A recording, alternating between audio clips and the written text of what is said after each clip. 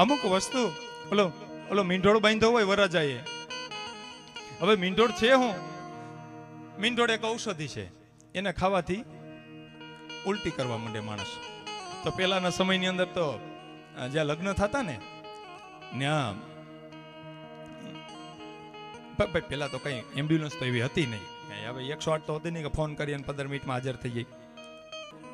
પેલાના સમયમાં તો એવું હતું, પણ કદાચ હાથમાં કોઈ ઝેર ચોપડીને આવ્યું અને લગાડી દીધું ગાલે બાલે પીઠીના બદલે, અને ઝેર લાગી ગયું તો શું કરવું?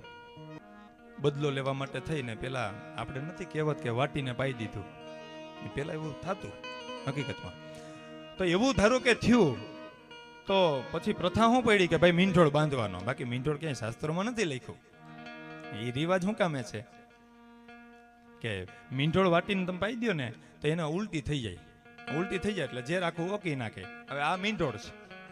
અને બીજું કે મીંઢોળ બાંધ્યો હોય તો શરદી ઉધરસ ન થાય. આપણા શરીરનું જે સંચાલન છે ને, રક્તનું, એ લોહીનું સંચાલન વ્યવસ્થિત રીતે થયા રાખે.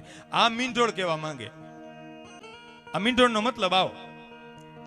હવે એમાં શું વચ્ચે આવ્યું, લગ્ન થાય ને, ફેરા ફરે ને, ધારો કે કોઈ બેન ભાઈના લગ્ન હોય, હવારના માંડવો નખાણો હોય, ગોર બાપાએ બેયને મીંઢોળ બાંધી દીધા.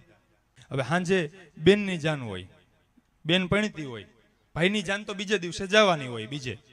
હવે જાન પરણતી હોય ને તો જવતલ ઓમવામાં આવે ને, એટલે એમ કે મીંઢોળ બાંધતો હોય તો ગોર બાપા જવતલ ન ઓમાય. એટલે ઓલા ગોર બાપા કે ઠેકે એમ એવું લખ્યું ક્યાં? એ ખબર નહીં, બધા કે છે આંધણાની દોટ.